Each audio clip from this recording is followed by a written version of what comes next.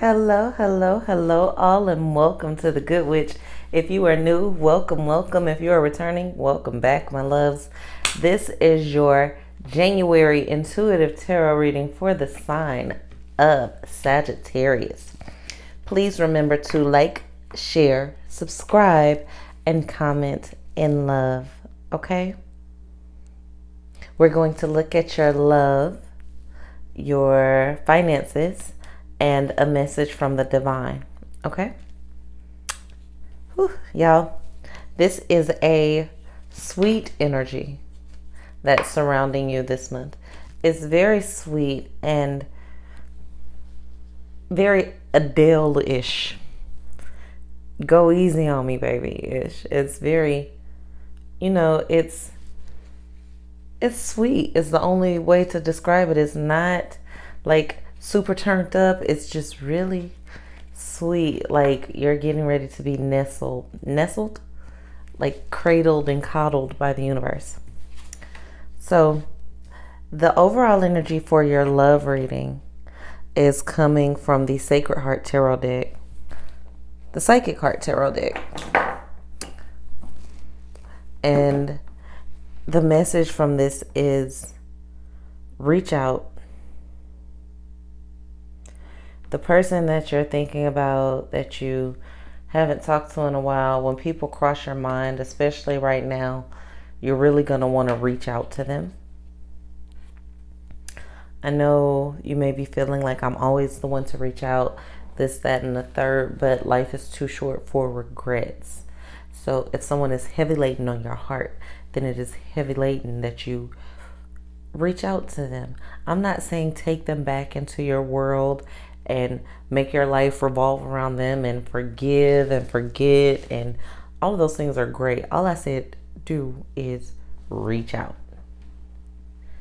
Let them know that there is someone out there that cares for them, even if it is with a long handle spoon, okay? So let's dive into your love life. You have the Two of Wands, the Princess of Swords, and the Seven of Swords.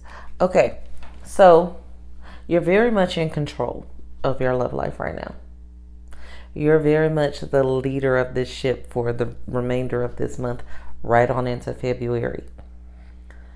You're fighting off emotions for someone who you feels like lied to you or on you. This person sees, let's just say they see past events differently than the way you see them. Probably different than the way they occurred, but there's your side, there's their side, and then there's the truth, so they say. But you are in control of you're in control of your love life, but you're fighting off emotions for someone that lied to you or on you, and it's causing you more harm than it is good. You're trying to fight off emotions, and maybe that's the person you need to be reaching out to because you miss them.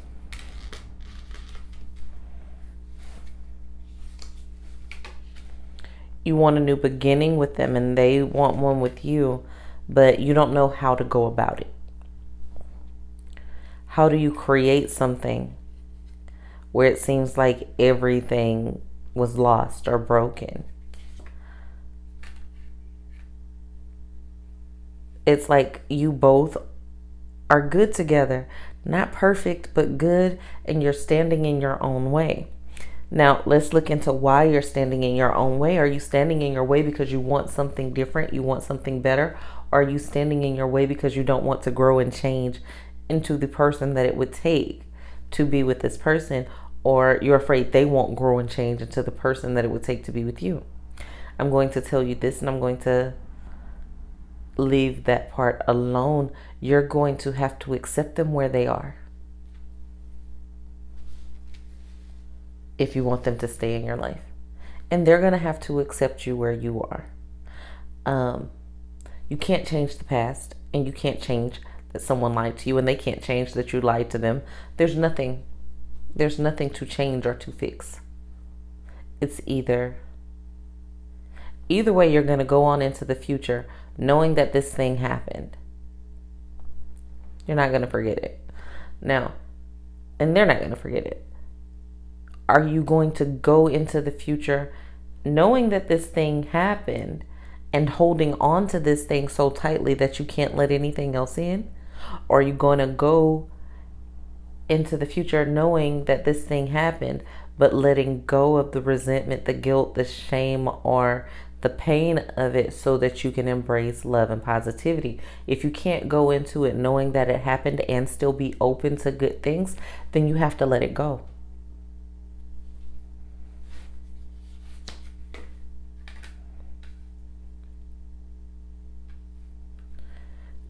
If you were you still see worth in each other. You both want to work it out. So let's look. Now let's say this person might not have cheated on you. They might have lied about something. Somebody was lied to about their age. As long as it's not going to send you to jail, what the hell? I don't know if I should say that on YouTube. Look, it's nobody's business. Like, there's a female that was lied to. A guy lied to you about his age. He is probably about 4 or 5 years younger than what he told you. You may be in your 30s and he may be like 25, 26, and he told you he was 29 or 30. Something like that when I'm saying, when I'm talking about age. Or maybe he even told you he was older. He told you he was 52 and he's really 47 or whatever the case may be. Because you're 47 and you only date men that are older than you. So fortune comes with this relationship. Like, it's a good place to be. I'm not saying they're your forever person, but they very well could end up being your forever person. And for some of you, there is an ex that you're still in communication with, and the thought of them keeps you up at night. And you said you were cutting them off because they didn't value you. But you can't stop thinking about them, and honestly, it's because they can't stop thinking about you either, even though they're not acting like it. They're not behaving that way. They're behaving in a very passive way, but you're on their mind constantly, and you're keeping them up at night, and they're wondering what you're doing and who you're doing it with, and you're both sitting there thinking about picking up the phone, thinking, I should call, and then you don't. Or you call, you let it ring once and you hang up. Very juvenile, but whatever. You're doing that, and they're doing it too. And reach out. Reach out. And when you reach out, you have a choice to make. You'll have a choice to make.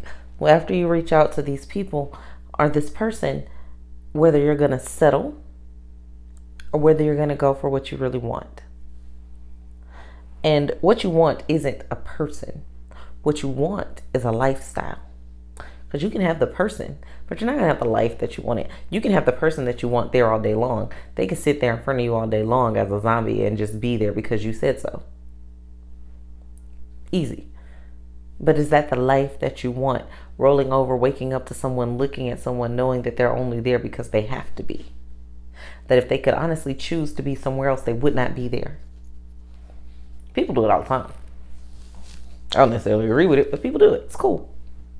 That's what they choose. You know, I don't judge here. There's no judgment here. But are you going to settle for that? Are you going to settle for them tolerating you? Even if they tolerate you with love, they're not elated by you. It's not the lifestyle that you wanted. It's wanting a Bentley and getting a Charger. Or are you going to be still and be patient for your Bentley? Or are you just going to accept this Charger because it's there? You're at the dealership. Bentleys take a little while to go get, to make, to maintain, whatever it is they have to do to it. It's going to take some time. You're going to sit at the dealership for 8 hours waiting on your Bentley, or you can be out of there in 45 minutes to an hour with your Charger. What are you going to do? That's more like the decision that you're going to have to make with your love life. Are you going to take this Charger love? Are you waiting on the Bentley love? You waiting on the Rolls Royce love? Whatever it is that you want. You waiting on the... Yeah. What are you going to do? Because you can have either.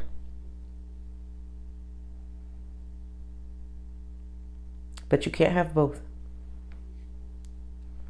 You can only drive away from the dealership in one. Maybe one day you'll have both, but typically people that drive Bentleys don't put a Charger in front of it. So, nothing's wrong with the Charger, by the way, if it's what you want. Not if it's what you feel you deserve. If it's what you want. If it's what you will settle for because you don't want to wait for the Bentley. So, I'm going to need you to listen to that twice, some of y'all, because y'all didn't catch it. Some of y'all thought y'all caught it, but you ain't catch it. Let's do it again.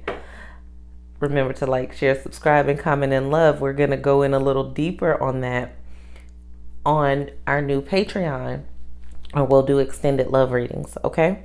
And so many other things that we'll get into at the end of the video. But Patreon will be up. You click the link at the bottom and sign up for that. Now, we are looking at your finances.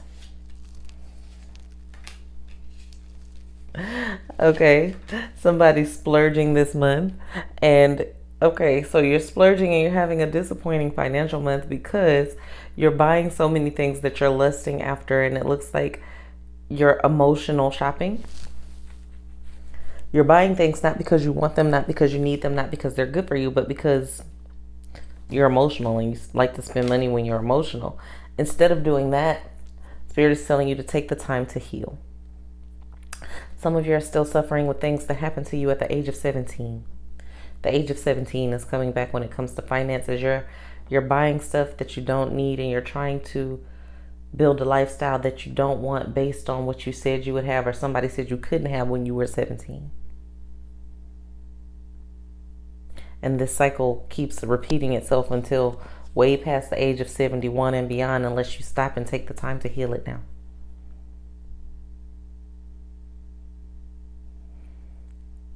Be careful not to throw money at the wind to try to make it feel better.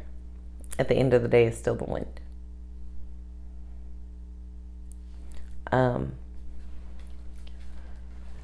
There were some things at work and some things in your career path that you thought were going to change and increase, and they did not change, nor did they increase the way you thought they would when they thought they would, and you're trying to figure out what you did wrong. So you're spending money on shoes and people. You're spending money on people that you want to impress. Don't even sound like you. Be mindful of attempting to outgive people and keep up with the Joneses. Be mindful of needing to impress or overgive to someone. Some of you, this is a child or a parent. You're overcompensating for them missing someone. You're either overcompensating for a sibling, or you're overcompensating for another parent, or you're overcompensating for a spouse. You're trying to give them more than what you need to give them because someone else is giving them nothing.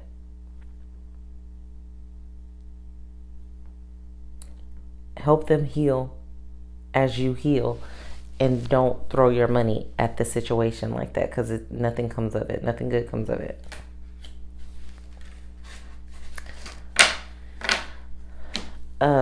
This message has just been divinely guided. A message from the divine. Please, y'all, remember to like, share, subscribe, and comment in love. Avoid fights in your new beginnings and make the necessary adjustments. Now, the way you're going to do that is with your third eye. You need to open your third eye. And some of you, it's open, it's been open. I know people say that and they think it's easy. So what I'm going to tell you to do is not open your third eye. Let me rephrase. Practice using your third eye. Practice seeing things with your mind. Tell yourself, if you sit with your eyes closed and see a rainbow. Sit with your eyes closed and see a garden.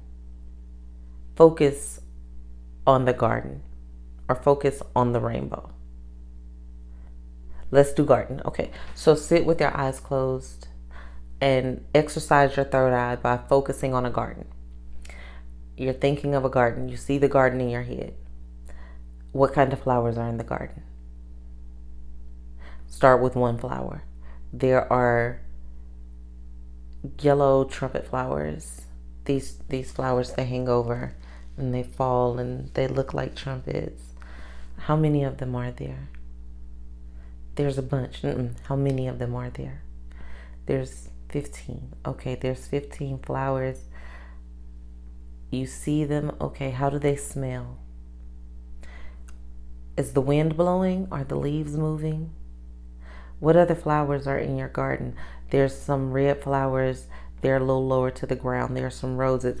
Grow your garden with your eyes closed and your mind's eye. And as you grow them, feel the wind. Smell them. Work this muscle. Okay? Just like you would be lifting weights at the gym, work that. Work on that visualization. Work on seeing it. And once you see it, work on feeling it. And once you feel it, work on smelling it. What does the air taste like that day? What does the air taste like in your garden? Is it polleny? What do you hear? Are there crickets? Are there birds? Okay, so that is what you're going to do to work out your third eye. Okay? Yeah, please remember to like, share, subscribe, comment, and love. Make sure you click the button. Check out our Patreon. Join the family. We're going to go into our extended love reading. Peace, love, and light, y'all. Thank you so much for being a part of my life, and thank you so much for allowing me to be a part of yours. Check out the description box below, and as you know, anything you buy, whether it is a blanket or a yoga mat, all 100% of the proceeds go to the Good Witch Global, which is currently building schools in Ghana, starting with Gamoa Adam. And I love you and I appreciate you all. Thank you very, very much. Peace from the Good Witch.